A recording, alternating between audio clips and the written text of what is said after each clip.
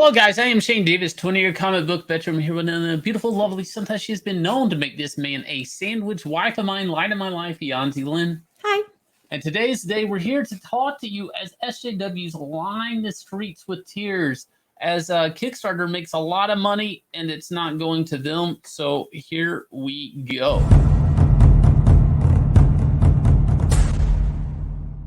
So I heard about this, looked into it a little bit, and I'm like, oh my God, this is a lot of money and a lot of tears, a lot of salt in SJW tears. But before we get into it, please look down below, hit like, subscribe, ring the bell for notifications. Let today be the day that you do become a subscriber to this here channel as we talk about the pop culture war, as we talk about media all around, as we talk about comic books.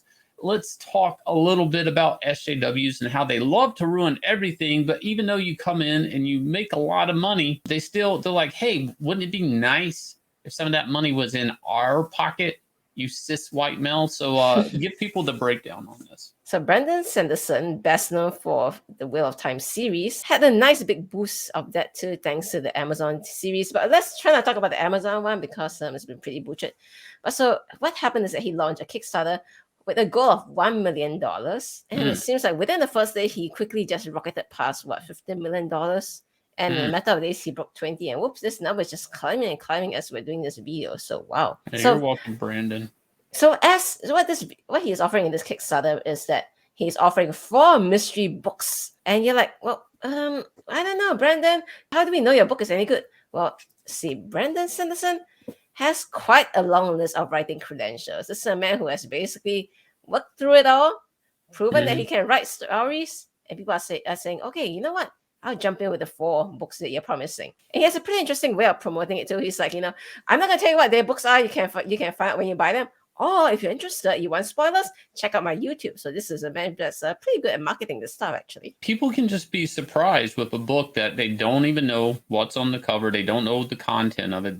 They know they're buying him. That's the takeaway here. Or you can go into his YouTube and you can find out about it and you can hear his pitch on it. And if you guys go check it out if you want. But so just the idea that some people are like, I love your work so much, I just want to be surprised 4 times a year with 4 different books. Now, he wrote these books, from my understanding, during the shutdown. So these books are completed. Now, that's a big deal in crowdfunding because it's hot and ready, basically. You guys are just buying pretty much off the shelf. Now, of course, he's got to go to print, get some artwork done for the cover, whatnot. Yeah, pretty much it's done. It's ready to go, So that's a big thing in crowdfunding. People are upset. That's the thing. I don't, for the life of me, why can't you be happy for another person? Oh, let's get into it. There's some people who are pretty salty the moment they hear that a cis white male is making all the monies. Alex Brown here says, getting increasingly more irritated by the continued astronomical success of that Kickstarter. There is so much excellent diverse SFF, which is science fiction and fantasy, out there. And y'all are intent on giving that man millions of dollars. Okay, stop. I want to focus on that tweet for a second. There's 2 things that bother me with that tweet. 1, they make reference to the color of his skin being a cis white male. 2, they're saying there's so much diverse whatever. Okay, there's 2 types of diversity when you're talking about storytelling. Okay, now SJWs often think the color of their skin, that's diverse. That's your diverse story. No. That's actually a misanalogy. That's not true.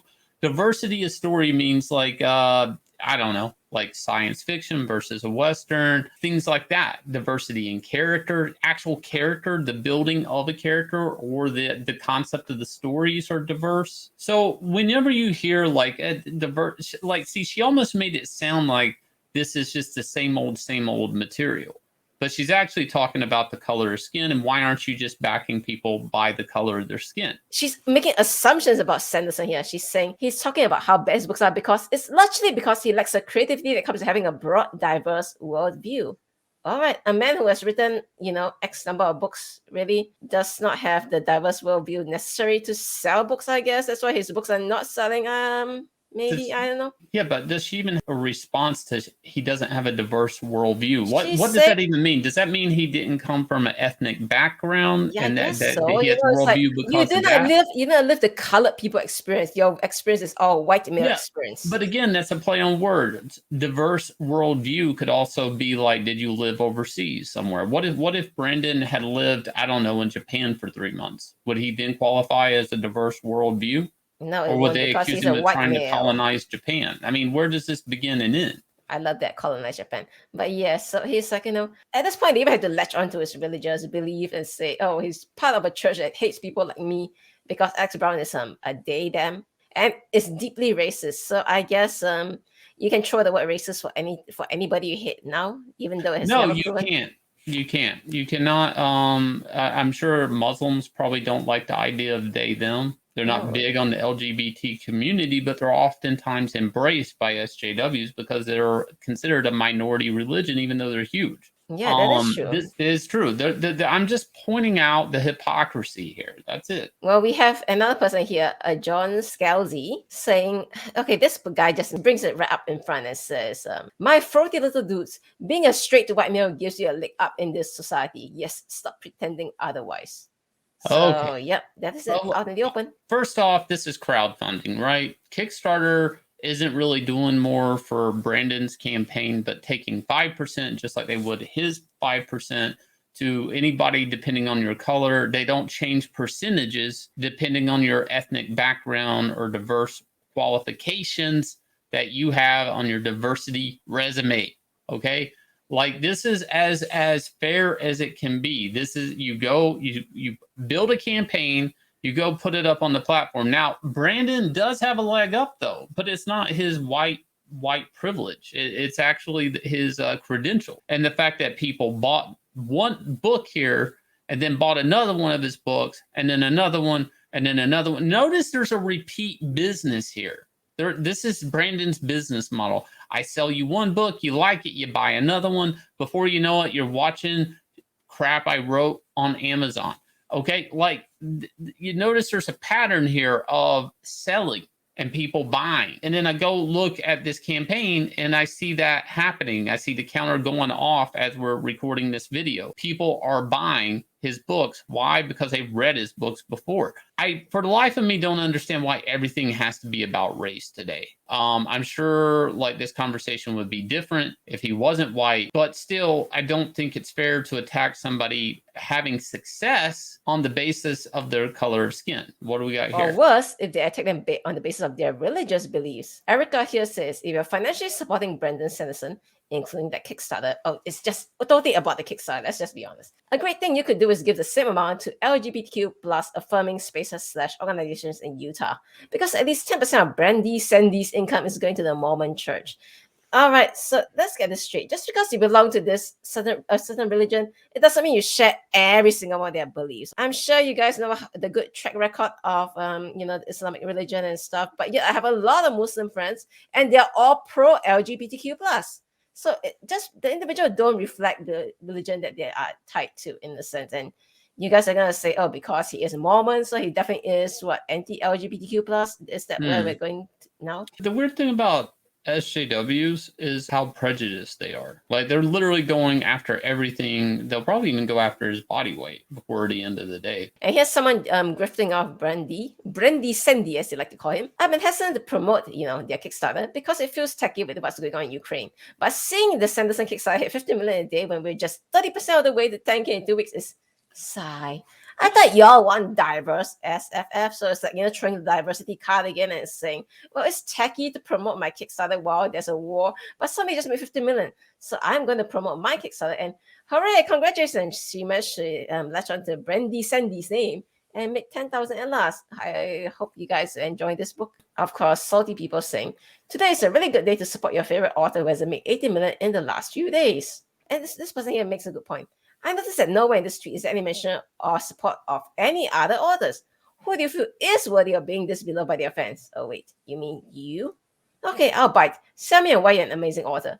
What's your literary and charitable track record? It's like, that's a good question actually. It's like, okay, you want to complain about someone being beloved by their fans so much so that they throw them 8 figures in a few days? Maybe you should tell people why people should love you as much and throw you 8 figures in a few days. I think the problem is that a lot of these SJW types, they really think that, he is getting there because he happens to be, surprise, a cis white male. The thing here is that, no. What happens on Kickstarters and all this is that, what do? You think what? They tell you to submit your identity card, your driver's license, to tell them what race you are and decide how to promote you based on what your race is? That's not how it works, It's Kickstarter is really based on your own track record, and people decide, okay, well, this guy has written a lot of books in the past, obviously. I like those books, and I'm going to support them. It's that simple. And his ability to promote. I mean, he does have YouTube videos kind of explaining this campaign to people. He is letting people know what's out there. Now, obviously, he has a resume of work, and that's also a marketing factor to this. I mean, his first selling book was probably one of his worst selling books at the time. So I'm sure every book around that maybe launched a little bit bigger. He built momentum. He had a rapport. He didn't just go straight into crowdfunding. Now, I do see a lot of salt coming from people who probably just went straight to crowdfunding and they didn't build anything. And there's this sense that they do want the same outcome as him without doing all the years of work. And that's what this really comes down to, is equality versus equity. So this is what equality is. Equality is when you give everyone the same amount of resources, regardless of their standing in life, see if they succeed.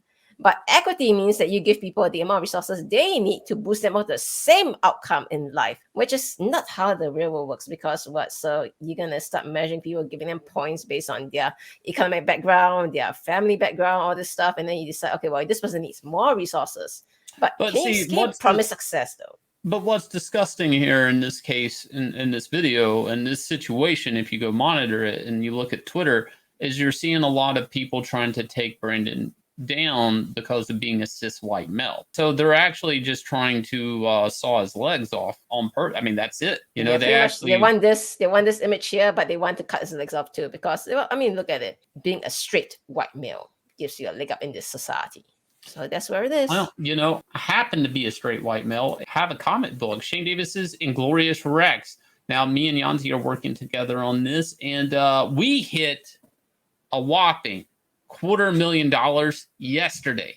Thank you very much for supporting us. Thank you for believing in Nine Lives Comics. And I'm not going to tell you not to back somebody because of the color of their skin. I will leave that up to SJWs. If you guys do want to support us in this venture, please look down below, hit like, subscribe, ring the bell for notifications, go check out the campaign, and I will leave you guys with a trailer for Inglorious Rex.